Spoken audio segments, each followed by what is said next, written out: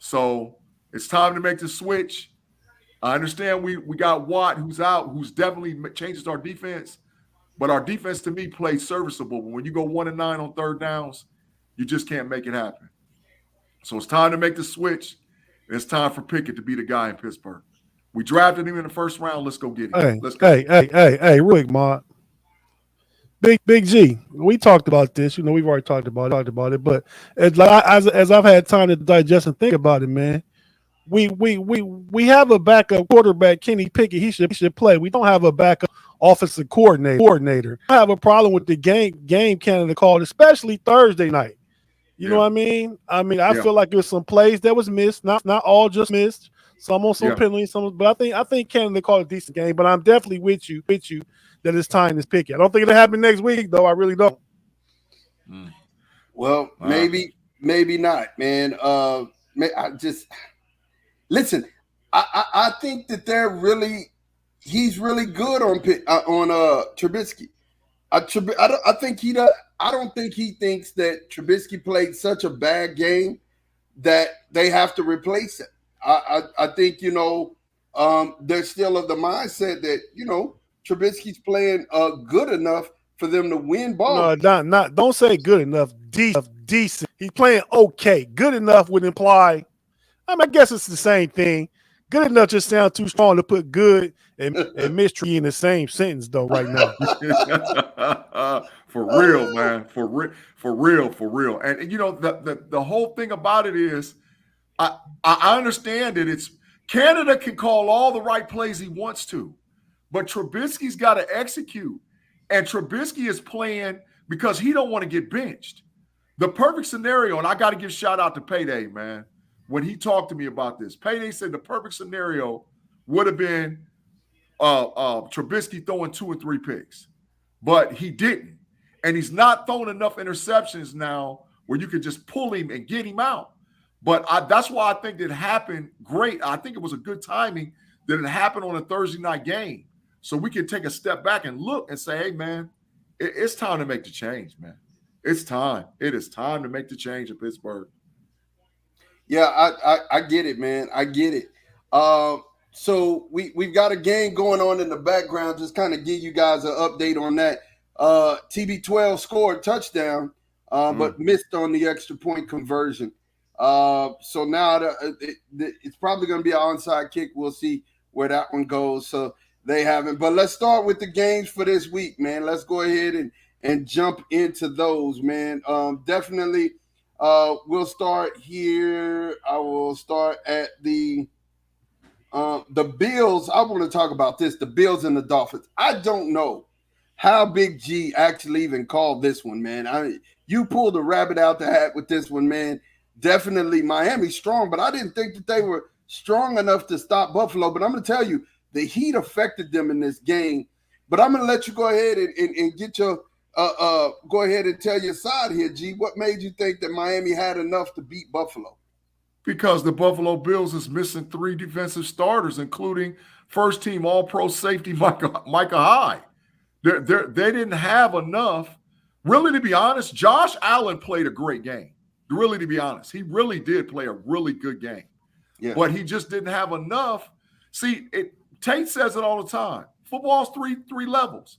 Offense, defense, special teams. You can't lose Ed Oliver, Micah Hyde, and your starting other defensive end and expect to go into Miami and win. Now, where the game almost turned is when Tua got hurt. They popped Tua, and then Tua came back in that second half, and he wasn't the same guy he was in the first half. But when it came down to it, and Tua had to put a drive together, hey, Jalen Waddle, Galitsky, Edmonds, let's go.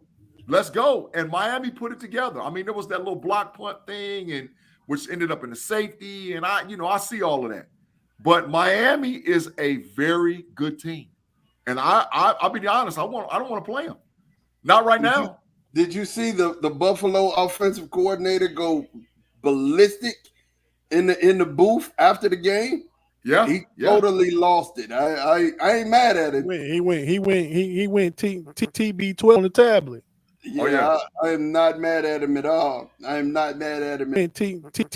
You're repeating, man. You might want to log off and log back on real quick. Your audio is repeating. Um, so while he does that, I just want to say this. Here's one of the things that I definitely want to just kind of put out there in the air. Buffalo is who Buffalo is. This is a really good football team, Big G. And I just want you to know that, I mean, yeah, I'm not lying to you in any way, shape, form, or fashion. I don't think Miami's a bad team. I think this was Buffalo's game that they lost. You know what Yeah. I'm saying? Okay. I'm just going to say that this was a game that Buffalo lost. They lost that game by themselves. Miami took part of it, so they are going to take credit for it. I mean, definitely. But when it comes down to it, I believe Buffalo lost the game more than I believe that Miami just went out and took it. I mean, you know what I'm saying? They lost the game, and it is what it is. I mean, Stephon Diggs was out on that last series a couple of plays because he was having cramps. It was I didn't. so hot for him on the field. I had to log back in. Why did you say Buffalo lost it? I said, well, in that last series, they were definitely a lot of their players were they were tired, they were fatigued, they had cramps. You know what I'm saying? And they were right there. Had they had one more second, it was over. And I think, you know, at the end, instead of trying to fight for more yards, go down, get the ball to the ref. You can down it. It's there. It's the same kind of thing that happened to the Cowboys in the playoffs last year. You get down, go ahead, just get down, get a ball to the ref. Y'all get up on the ball, spike it. I think that last play you talking about though, it happened because it was a bad snap exchange with Josh Allen. He couldn't clock it. He would have clocked it if it was a snap exchange. So then he had to throw it. I don't know if he was trying to throw it away, and the guy caught it knowing. But I mean, you got to give you Buffalo lost. You got to give Miami credit for making that a dog fight, man. Yeah. They played under the same conditions. They was dehydrated. They was cramping. All those things. Miami made that thing a dog fight. Buffalo done blew everybody out they played thus far this year, but Miami made that thing a dog fight. So credit goes to them, in my opinion. IMO. Yeah. I love it. I'll take it. I mean, I'm not gonna just totally, like I said, they did enough to win the game. So they were there. They had to be there. But I just really feel like that Buffalo, there were some things that Buffalo would have did different had they had the opportunity. Buffalo's a really good team. The next game that we want to talk about is the Bengals versus the Jets. Definitely, I knew that Joe Burrow was going to come back. Shout out to B-Dirt. I knew that Joe Burrow just wasn't going to lay an egg for the third consecutive time. This is a good team. This is a good football team. Did they even allow a sack today at all? Yeah, they did. They allowed two. Yeah, they allowed two. All right. So talk to me, G. Talk to me about this game. The issue is that the quarterback play was the determination of the game. Joe Flacco laid an egg today, and Joe Burrow, I finally became Joe Burrow. But I'm gonna point something out, and I'm gonna tell y'all something is wrong with Jamar Chase. I can't figure it out because I watched the whole game. Something is wrong with him. I don't know if it's mental, psychological. I don't know if it's something physically wrong with him, but something's wrong with him, and it's obvious. You can see it on the field. He sits on the bench. He's nonchalant. He's not engaged. I don't know. I don't know if there's some turmoil going on. But today, Joe Burrow was forcing the ball to him, and he still was dropping the ball all over the field. I've never seen Jamar Chase play this bad. And I'm glad that the Bengals won because I got Joe Burrow on my fantasy team. But they didn't win easy. But the reason they won, it wasn't because they outplayed them. The issue was Joe Flacco played horrible today. Garrett Wilson got injured and was out for a little while and came back in. But the issue was Joe Flacco did not play a good game at all. All right, and talk to me about it, Tate. What you think? I think the cream usually rises to the top, man. Cincinnati just got a better roster team, better quarterback, better receivers. Trey Hendrickson played like a beast today. He probably had 2 or 3 sacks. Yeah. I mean, Joe did turn the ball over quite a bit, but that's part in due to Cincinnati's defense. So I mean, it wasn't a surprise that we all in our pick 'em all picked the Bengals. Not surprised they won. We wasting time on this game. Raiders Titans, man. The Titans decided they wanted to show up today, and Derrick Henry had a game. Talk to me about this, G. What you think about the Raiders Titans? Total shocker that the Las Vegas Raiders are 0-3. Total shocker. I mean, their season's over. Whether they want to realize it or not, you're 0-3. You're not coming back in that division. So total shocker that they laid an egg against all teams. Tennessee Titans. Why can't they come back? Kansas City 2-1. The best record to be 2-1. San Diego or Chargers. Los Angeles 1-2. It is a 2% chance for you to make the playoffs if you start out 0-3. You have some there. 2%. Yeah. So that's definitely a real record. That's definitely a real record there, and a real stat. So the Saints versus the Carolina Panthers. Talk to me about this game, you guys. Tate, what you think, man, about Saints and the Panthers? Man, that was the worst game to look at all weekend. I feel like I was enjoying the Bears in Texas more than the Saints Panthers. Yeah, for sure. Real man. talk though. Talk. Jameis got his interceptions back. Chris Olave, I think, had a good game. I think like 10, 11 catches, 150, 60 yards. He played really well.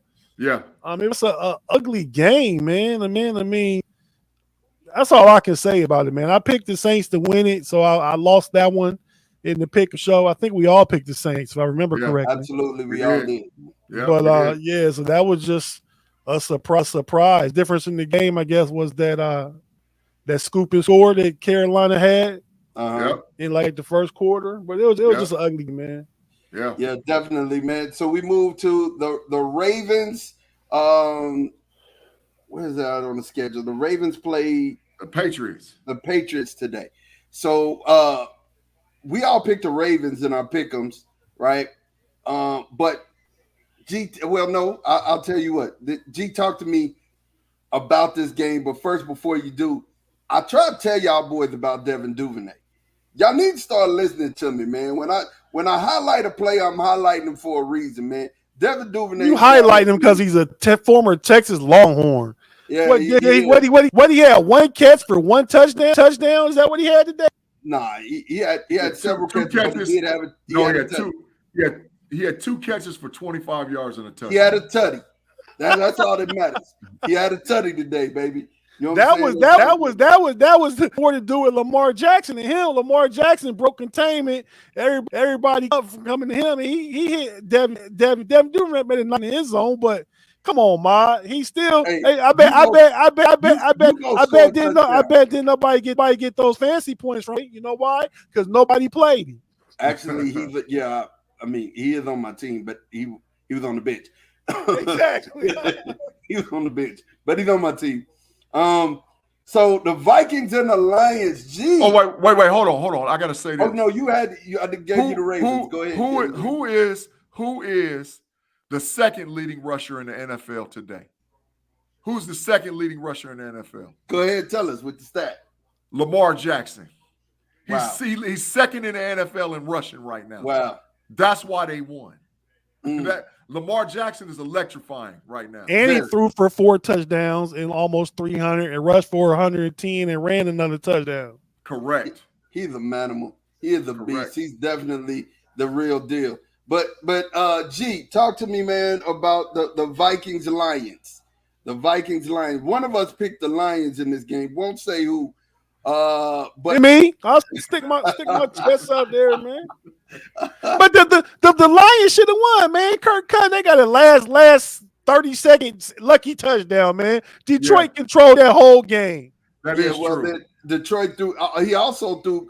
Goff also threw that last pick, trying to throw it towards the end zone, and number 44 got it. Mary time at that point. Hey man, listen, it is what it is. It was a weird. But talk to me about it, G. What got Detroit in trouble, and Tate is absolutely right, they went away from the running game. If Detroit would have stayed with Williams and stayed with Swift, they had something. But Swift is hurt though. I know Swift he got hurt. Still nursing the ankle. Williams handled his business too. I think he had almost like 90 yards rushing, man.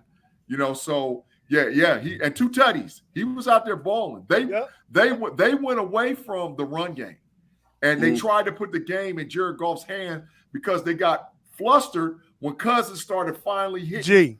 Big G. Let me ask you this. I'm piggyback on what Ma said a few minutes ago. Yeah. Now between Buffalo saying Buffalo lost that game themselves, Detroit lost that game themselves. Which team lost themselves more? Detroit themselves. Thank you. Detroit. There's no way Detroit should have lost. There's no way they should have lost. I give you that. Hey man, but it's football and it's parity in football. That's gonna happen. There are things that's gonna happen that shouldn't happen. And Tate, let's talk to you about your Fly Eagles Fly. Talk to me about that game. I do have to say one thing about the Redskins. I mean, excuse me, the Commanders. Y'all are trash. This is just horrible. I mean, for real, y'all are both of these teams don't look like they're just great. They don't look like world beaters. But I'm gonna tell you, the Commanders look like the bad news bears. But go ahead, Tate. Talk to us about this Eagles game, Tate. Tate, before you do, I gotta tell Mod something. Hold on. Go ahead. Talk to us about this Eagles game, Tate. Okay. Man, I looked at a little bit of that. My sister and brother were at that game, and I talked to them as they was going in. I said, I hope the Eagles win because I kind of like the Eagles, but I hope the Commanders contain Jalen Hurts because I'm playing against Jalen Hurts in fantasy football. As a matter of fact, it's my sister quarterback, and let's just say Jalen Hurts bust my head. I mean, 340, 3 touchdowns, spreading the ball around, got Deontay Smith involved. Hey, man, Philly is the truth, man. And Tate, that's what I was trying to tell Mod, and he don't want to hear it. The best team in the NFC, today, the best team is the Philadelphia Eagles. They are the best team in the NFC. You might be on to some. There's nobody in the NFC that's better than them. Mod logged off. He couldn't even take it that much, Tate. He didn't want to hear it. Yeah, he didn't want to hear it. Jalen Hurts. If I had to name an MVP today, in the National Football League, I'm naming Jalen Hurts the MVP. Who else? He's played better than Mahomes. He's played better than Lamar Jackson. He's played better. It'd be between Jalen Hurts and Lamar Jackson, though. Yeah, but Jalen Hurts is 3-0. Yeah, Jalen Hurts is 3-0, and I think he leads the NFL in passing. I think he leads. If he's not number one, he's right up there. He's in the top 3 right now in passing.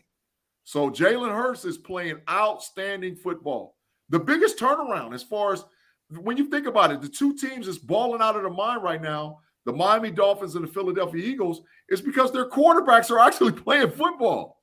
You get that type of turnaround at quarterback, Tate, you can do some things, man. What you think, man? No, I completely agree with you, man. Every week, I mean, probably since the preseason, I'm a Jalen Hurts fan. Yeah. So I mean, and I don't disagree with you, Mod. If you didn't hear it when you was getting your technical right, Big G said Jalen Hurts is the NFL MVP right now, and Philly is the best team in the NFC. They're the best in the NFC as of today. The Philadelphia Eagles is the best team in the NFC, and if the season stopped today, Jalen Hurts would win the NFL MVP. Today, he would win. I need for you to go ahead and take that pipe out of Big G's hand because he is really smoking. He is definitely smoking he's smoking bum boy. There's no way that you could give Jalen Hurts the MVP right now and say that the Philadelphia Eagles is the best team in the NFC. Come on, bro. Who's better than them? Who's better, Ma? Who's better? Come on, bro. I mean, I can't even believe you done said it. Are they? Who's better? Our only undefeated team in the NFC? They could be undefeated, but I'm going to tell you, they wouldn't beat Tampa Bay. They definitely wouldn't beat Green Bay. Yes, they would. These are teams they're not beating. Yes, they would. They haven't played a team. They haven't played a team with a solid defense yet. Talk to me when they play a team with a solid defense and a good enough offense to score some points.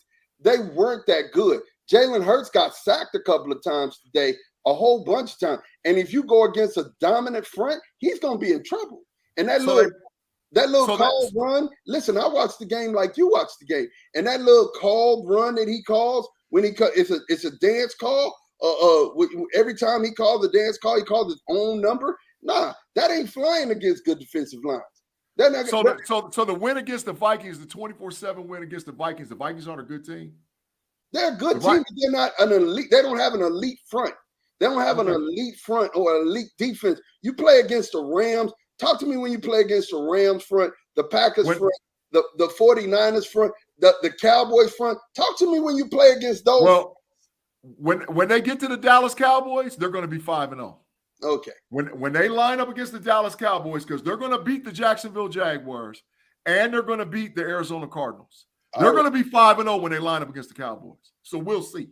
Hey, we will. We'll definitely see that. What's up, Claude, man? How you doing, man? Thank you for rocking with us. And, man, we sitting here just going over the games for this evening. The Chiefs and the Colts.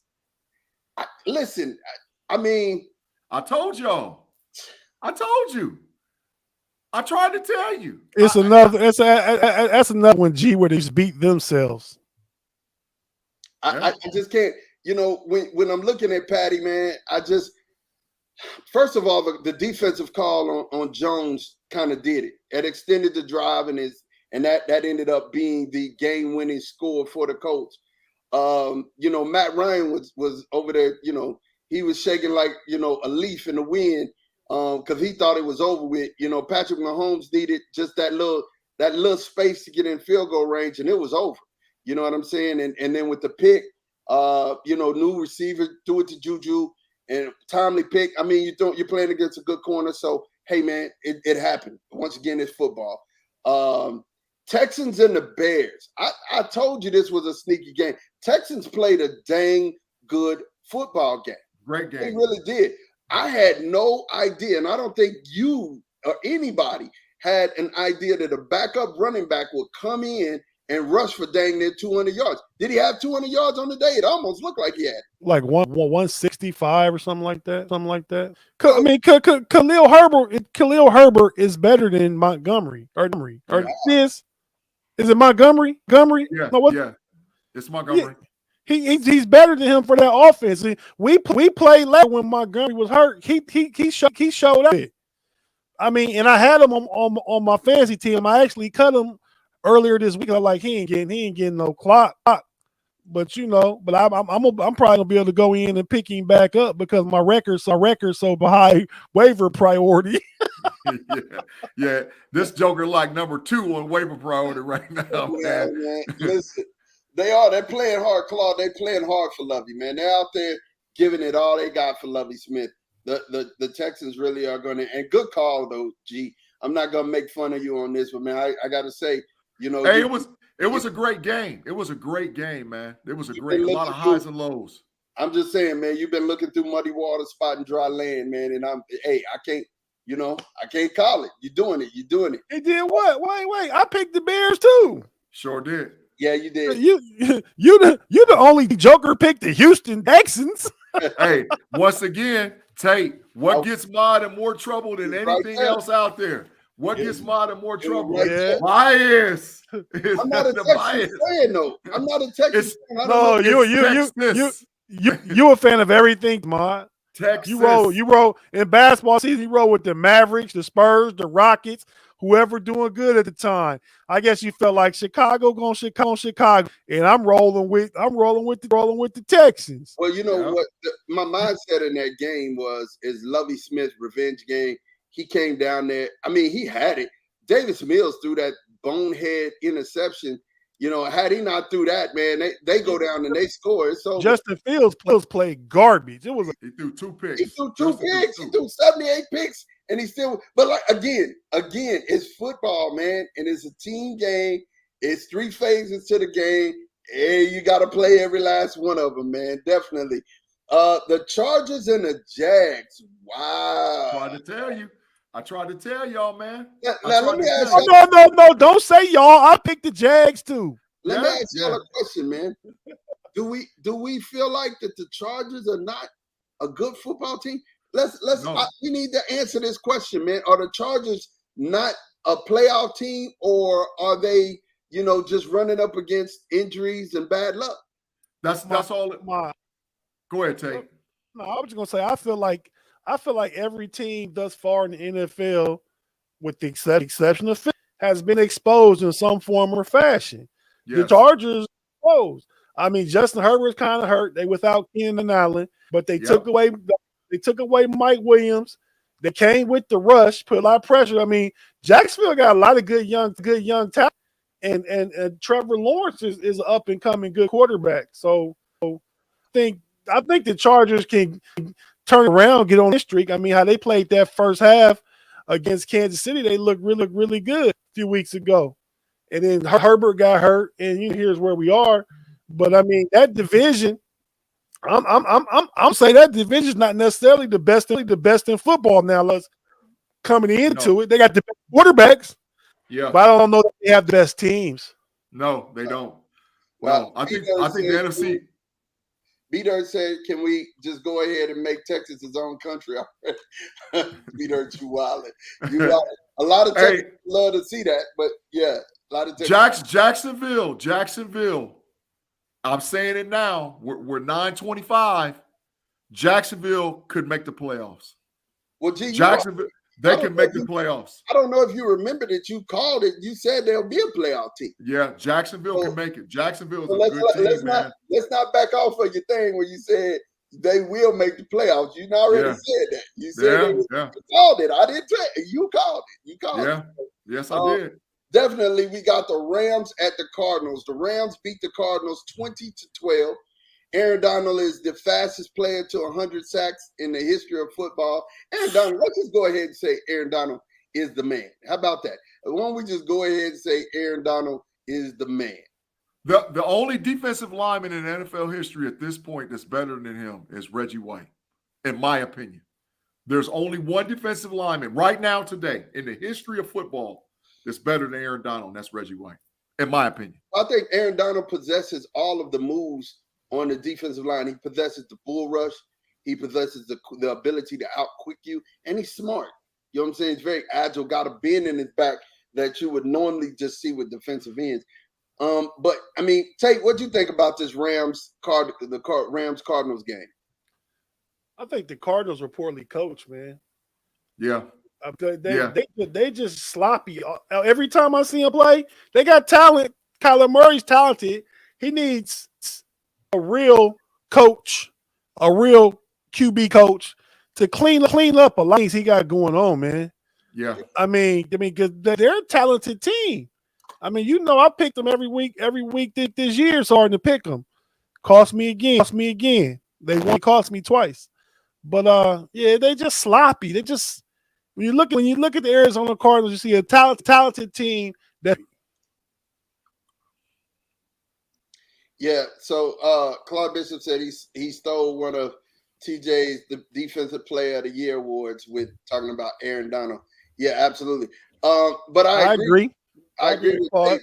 They were sloppy, definitely sloppy. Kyler Murray runs around there with the ball like a loaf of bread. And, he's a pogo stick. You won't touch him. It is what it is. Packers, Buccaneers. Big G. TB12 in the last seconds. He ain't had no help. I'm telling you, man. That's why I picked against him. He was out there throwing it to the milkman, the postman, the first guy out the stands, the mascot. I mean, they was bringing guys in trying to get even them to throw the ball to, bro. And they was all. There's no way you're going to beat a team like Green Bay and you don't have Julio, Godwin, and Mike Evans. It's not going to happen. That's why I picked them. I picked Green Bay and to pick them because you ain't going to beat them. 14-12 TB12 was there at the very end. Yeah, if they got that 2-point conversion, it would have been different. Yeah, that Cole Beasley, he said in the game, one of the things that he said he felt like he'd been throwing to Cole Beasley for 10 years. I mean, and me and Tate said this on the Pick'em show. Listen, man, this is the same type of receiver he loves having. He loves having somebody like him in the slot where he just throw the ball over there and then be like, wow. You know what I'm saying? And Yeah, just go ahead and say it, man. Tom Brady made the little white boy slot receiver thing. Going back, Wes Welker, Danny Amendola, Julian. Now you got Cole Beasley. I mean, come on, man. Brady got them guys paid over the last 15 years, as far as those kind of slot receivers. And I don't mean it just like just white guys, but those little small slot receivers that just get in and out and know and they're smart enough to read themselves. Yeah. Used to be former quarterbacks in high school or college. He gave them guys a seat. I think you're right. The first guy that he ever had like that was Troy Brown. Remember, Troy Brown was the first wily little slot receiver, and Brady figured something out that he was way ahead of his time. B-Dirt said every other Bucks catch. He said, "Who?" I get it. He was like, yeah. This guy? Who is this guy? The Falcons and the Seahawks. I mean, the Seahawks are going to be underachievers all the rest of the year. So whoever they playing, they are not the favorite. Let's just know that. But the Falcons beat them today, and G gave us a stat earlier in the program. If you guys missed it, the leading rusher in the NFL is who, G? Cordell Patterson. Wow. Cordell Patterson leads the NFL in rushing right now. So as from the running back position, right, and to keep this clear, the Lamar Jackson's right there with him. But from the running back position, the number one running back in the NFL right now is Cordell Patterson. So he's out there. But this is what I got to say. Geno Smith, you gave your job away today.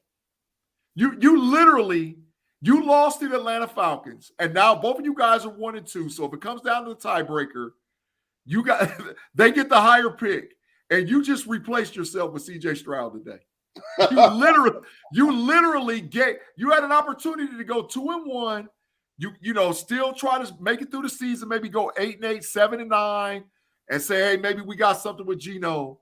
And the reason you gave it away. You're forcing the ball to DK Metcalf. You have a guy in Tyler Lockett that Russell Wilson didn't make a superstar, but made definitely a known commodity in NFL, and you refuse to throw him the ball. Hey, Ma. You refuse to throw Tyler Lockett the ball. Big G. Go ahead, Tate. I can't let Big G pass off bad information, man. The leading rusher was Nick Chubb. And then Jonathan Taylor and Lamar Jackson. 1, 2, 3. Ooh. So what you added in Cordell's 130 something today, and he's still down. He's not number one because he's had 3, I think 2 or 300-yard games. They added it in already. Looking at it because they got Khalil Herbert number 5 after his day today. And how many yards did Khalil Herbert have today? I'm not sure. Like I said, about 160, but I'm not looking at today's stats. So Chubb's had a 100-yard game twice? Yeah, Chubb has been balling. Chubb has 341 in 3 games. Next closest is Jonathan Taylor at 285. Yep.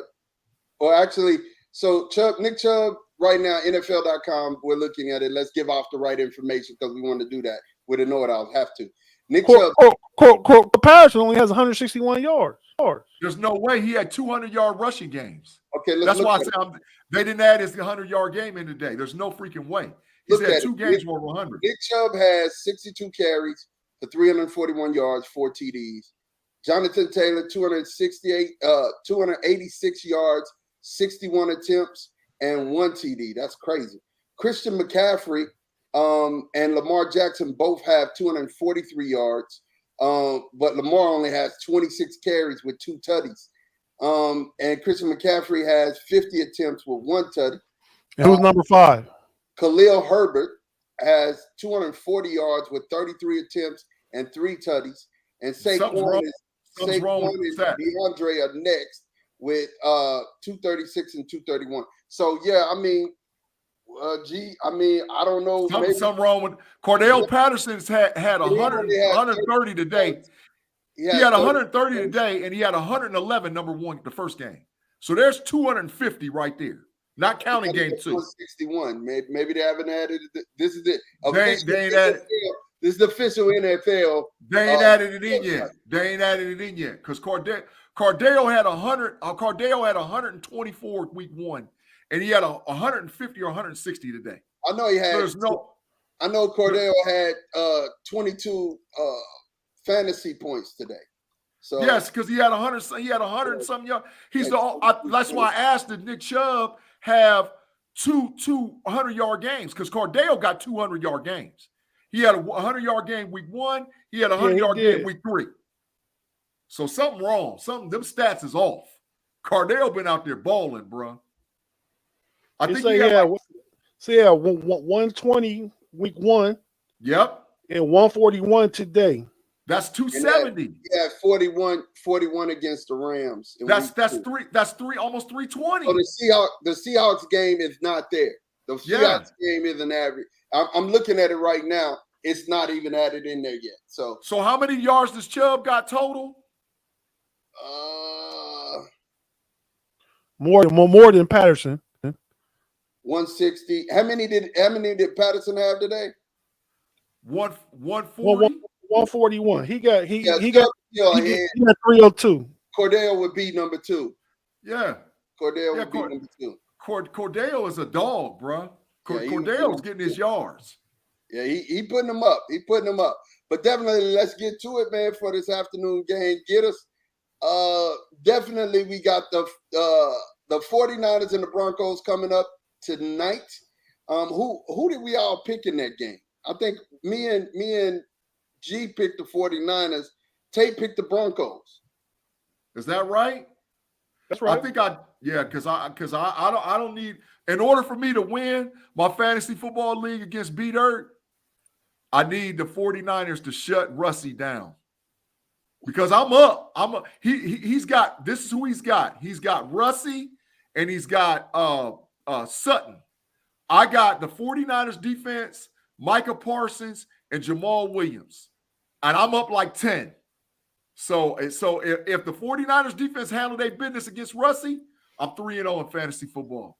Javonte Williams. Yeah, Javonte Williams. Yeah, I got to cheer for the Niners to handle their business. And then tomorrow, of course, you got my Cowboys up against the Giants, the New York Football Giants. So my final record could be 12-4. Yeah. So, but this is okay. So, KnoItAllZ Nation, y'all have to rock with me. I need y'all to put it in the chat. We need G to do his corner time because there's some bets that I need to go ahead and have with G. So, KnoItAllZ Nation, as y'all are watching on the rewind, and if you are watching live, everybody watching live, I need for you to put. I only owe 5 minutes. I owe 5 minutes. No, G, you've lost twice. You owe 10.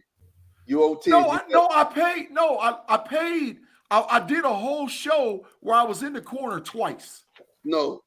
Yes, I did. Let me bring back to your remembrance. Tate. Ladies and gentlemen, this is the sign that I wore in the corner time. Hey. I know what I did. Hey, tell him that the Cowboys, he gave me 14 and they lost to the Bengals. I mean, they beat the Bengals, and that was his corner time. He got more corner time because that was to erase the last corner time that you had.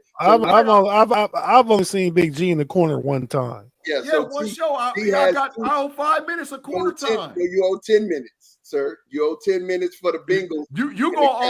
You gonna owe as we switch gears about them Texas Longhorns, and definitely the Dallas Cowboys ain't gonna win 13 games. Okay, so it's all good. But G, just pay what you owe right now today. I ain't paying it today. You say that every week. I'm feeling good right now. Tomorrow my birthday. I ain't paying it. I'm not paying it. I'm gonna pay it, but I ain't paying it today. Hey, I promise you I ain't paying it today. Hey, everybody inside of the chat. Claude Bishop said, "Go Giants." Everybody inside of the chat, make sure that you put corner time in there because we need G to pay his corner time. KnoItAllZ. The only reason why he won it is because right now I'm punishing him in the Pick'em show right now, so he can't take it. That's the only reason why. Actually, hey, it's one of those things you're gonna win or you lose. I want the belt now. I don't let me act modest. I want the belt, and I feel like I'm still in it to get the belt. But we got to get your corner time because there's some bets I want to place on there. But literally, let's kind of get through college football before we have to get off here. We saw Ohio State look really, really good. I think Ohio State is number 2 in the nation. I think Georgia's number 1. I definitely feel like Georgia's on a whole other level. I feel like Georgia's on another level. Bruh, yeah. Georgia barely beat Kent State. Kent State won't win another game the rest of the season, and they barely beat them. Georgia is the number 1 team in the nation, my G. You can say whatever you want to say. Ohio State is number 2. They look really, really good. They look really, really good. Listen, man. Let me make this perfectly clear, and I don't care who don't co-sign with me or not. Barring injury, and keep in mind, we didn't play last night with our 2 starting corners, one of our safeties, and Jackson Smith-Njigba. Mm-hmm. Barring injury, there's nobody that can beat Ohio State. There's nobody in the country. You can scheme, and they're going to play some tight games. Penn State's going to be a tight game. Michigan is going to be a tight game. I'm not going to say like we're going to blow them out. But barring injury, there's nobody that can beat the Bucks. There ain't nobody can beat them. Nobody. Claude Bishop says Penn State going to win the Big Ten East. It's going to be tight. Man. Hey, Claude. I know you check out the BTSC podcast broadcast. And hey, do you live in Pennsylvania? Because much like I got that Texas bias, man. You got that Pennsylvania bias. We have the Georgia ranked number 1 still. Alabama's ranked number 2. I just don't think Alabama is number 2. I think I definitely think Ohio State is number 2. We'll punch the Tide in the face if we played them. We'll punch them in the face. Michigan is number 4. Clemson's number 5. USC is the scariest team right now. USC scared. They should have lost. They should have lost. They scored 14 points last night. And Oregon State quarterback threw 4 picks. Yep, they should have lost.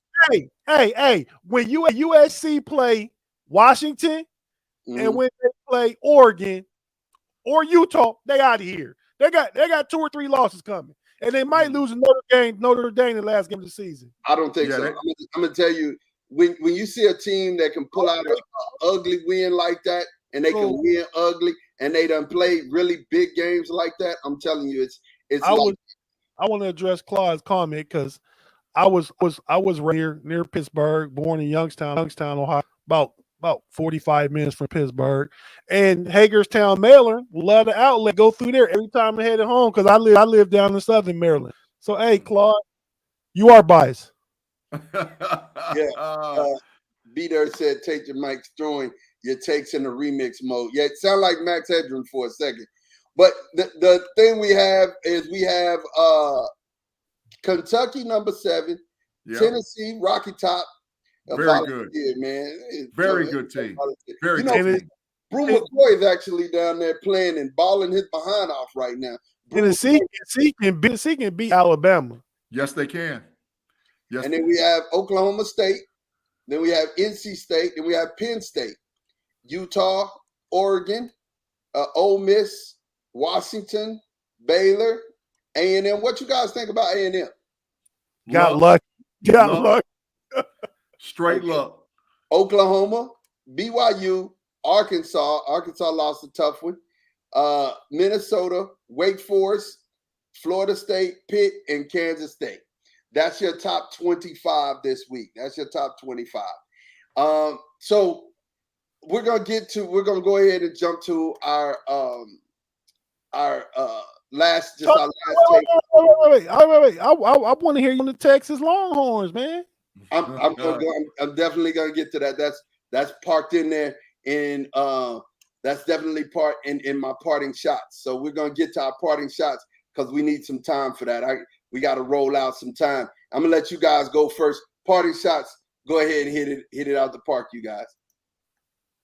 Well, my parting shot once again is to the HBCUs and primetime Deion Sanders Jackson State University. But I also want to give a parting shout out to a college football team that's been hurting over the last several years. That's actually playing great football right now. And I've watched them play, and I don't think that they're going to be shock the world and win 10 games. But the Kansas Jayhawks is playing really good football right now. So I got to give shout out to where I see it. And also that the team that's already played themselves out of a Final Four appearance or Final Four team, is the Big 12. Big 12, you can't get a team in the playoff this year. It's not going to happen. Unless there's some other losses, but you're totally right. Tate, parting shot. I really don't have one, man. I just want to give a shout out tomorrow to Big G for his 50th birthday, man. Happy birthday, Big G. Big G. Thank you, Tate, man. I appreciate it, man. Big G. Man, I'm happy to have celebrated most of those years. If y'all don't know, that's my real brother. That is my real blood brother on the other side. That's why we, act the way we act. Because we definitely like getting in. Wait. I knew your dad, Nate Gurley, man. And Nate Gurley wasn't no idiot. So why you say y'all act the same like the way y'all blood brothers? That would mean you saying Nate used to be an idiot, but no, he didn't. Nah. So both you guys are idiots.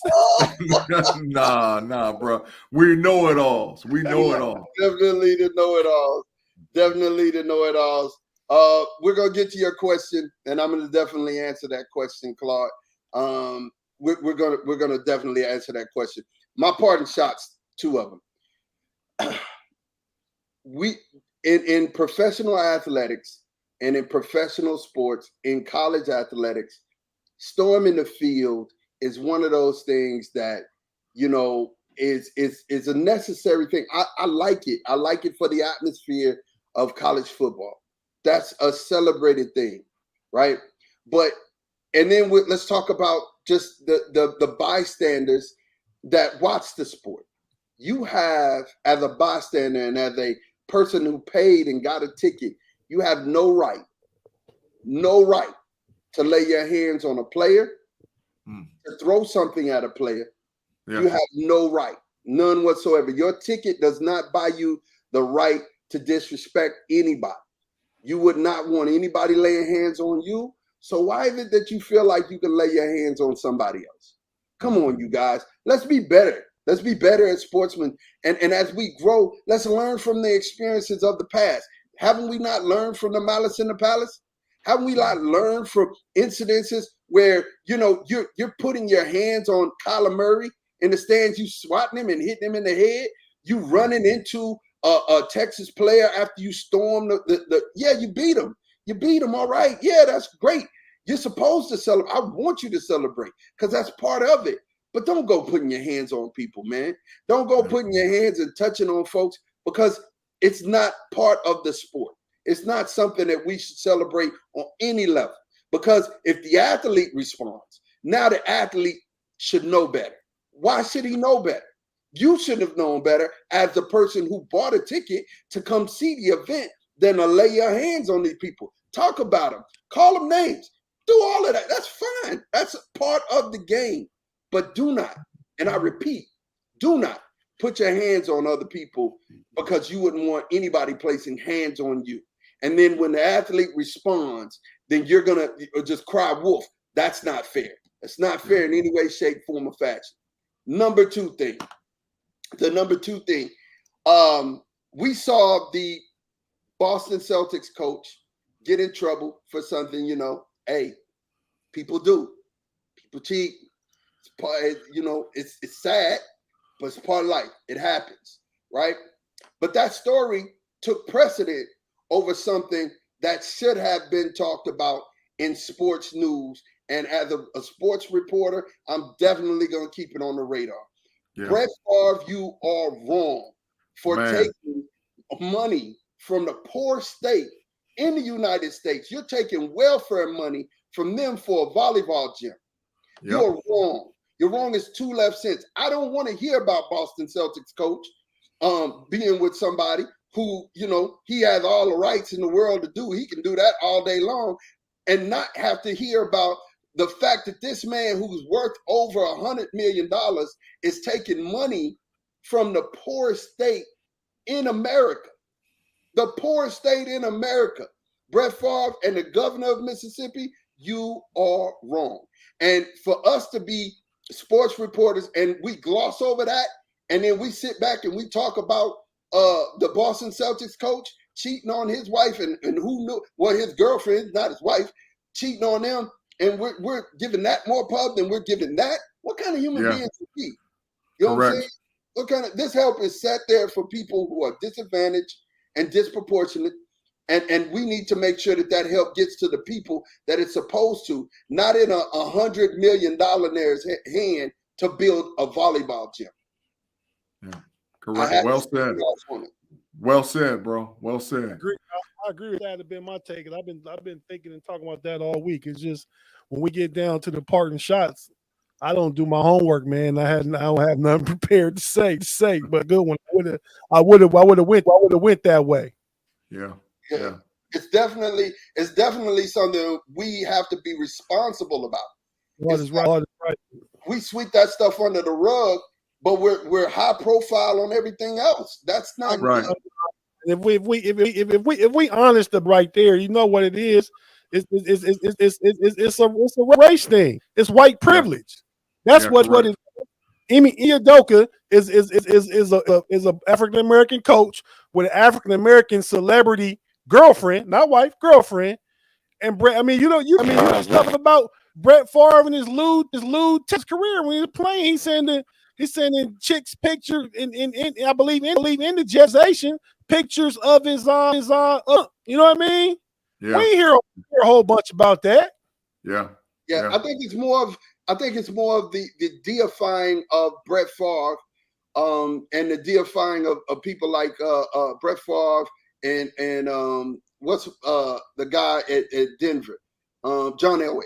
Those guys have been deified since they played. You know what I'm saying?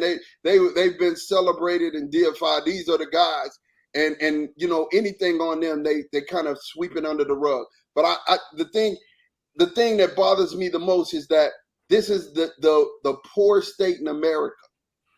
Poor state. Yeah. And you want to take welfare funds from them? And right up the road, Jackson State University, which is in Jackson, Mississippi, don't even have clean water for their players to drink and play football. It's not just about the football players, it's about the city of Jackson, Mississippi. Yeah. Just like it was when Republican Governor Rick Snyder was letting all these kids the citizens of Flint drink that lead filter. You know what I mean? It's in those states. It's another show. Come on. It is. But I definitely could not. I couldn't have let it go. B-Dirt is wild. I have to admit, I'm curious to see who would step out on the alarm for. You know what, B-Dirt, that's a whole other show. And hey, I don't even want to see it. We got to address Claude's question, man, because that was a great question. That's what I was getting ready to step into. But yeah, definitely thank you guys for listening to my parting shot. Now, Claude's question was, and he said, where do we rank LeBron James as an all-time great? Listen, most people, they would say that I have a bias towards Michael Jordan. G will say that. G will definitely say that I'm biased towards Michael Jordan. But LeBron James is a once-in-a-lifetime athlete. It's like he was made in a laboratory. So when you get to the professional levels, and I'm saying what I'm saying, and I'm prefacing it first, but I'm going to say, the end.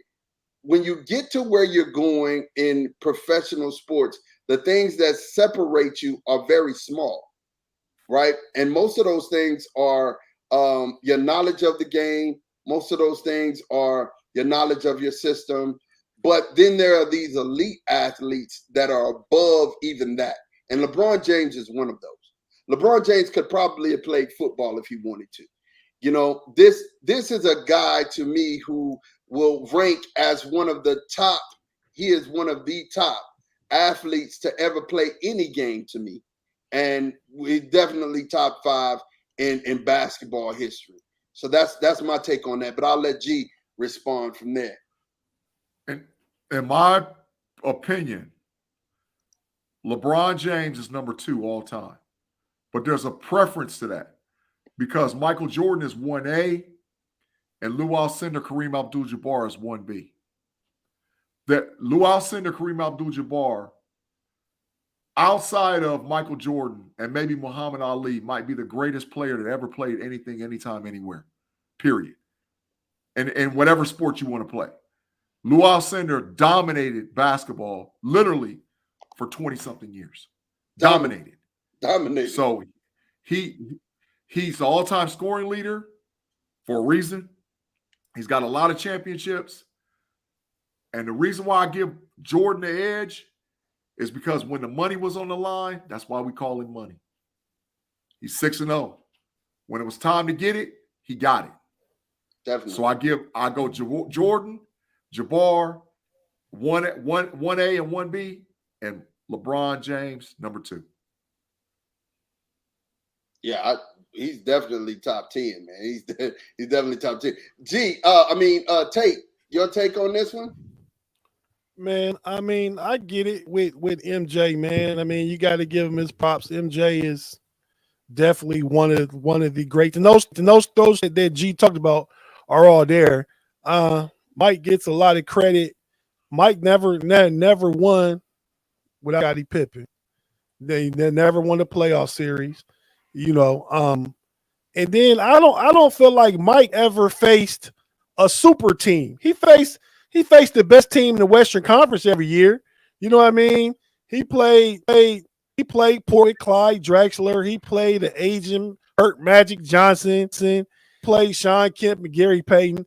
LeBron James played and sometimes won against dynasties. San Antonio was a dynasty. Golden State was a dynasty that later went and got Kevin Durant to add to it. So I mean, he single-handedly bad boy Pistons single-handedly. I mean, so I would go Kareem 1 and LeBron 1B, Jordan 1C. Oh, wow. Abdul-Jabbar, LeBron, Jordan. Okay. I like it. Yeah. I like it, man. Claude said, great show as usual. Thank you, Claude. I really appreciate it, man. And we really appreciate you guys for just rocking with us and kicking it with us, man. But like I said, if you do like the content, make sure you like and subscribe. Like us on Facebook, subscribe on YouTube and Twitch, so that when we do go live, and also Twitter, because we're live on Twitter. When we do go live, you'll definitely be there to know when we are there, and you can definitely respond and jump in with us. For myself, hey, Ma, wait, can I say something to Big G? Yeah, absolutely. Big G. I hate to tell you, man. In my other fantasy football league, I got Russ, I got Cortland Sutton, and I'm down 32 points. I need them boys to blow up. But you know what? I need more than that. I got Jeff Wilson and somebody. I need all my, because I'm down 32, and the dude I'm playing got Jimmy Garoppolo and Brandon Ayuk too. So I'm going for Russ and Cortland Sutton hit for at least 2 touchdowns. You about to L-Dog. I'm about to take one. This is my worst fantasy season in the last 10 years, man, so far. Yeah, it's definitely been an edge. Wait. What Claude just say? I saw my name. He said, great take. Oh, yeah, you got that up and down quick, didn't you? You got that up and down real quick. Hey, man, we thank you guys for rocking with us, man. We're going to let y'all get back to y'all football. Y'all take care until next week of the Pick'em Show. We'll see you guys later. Peace.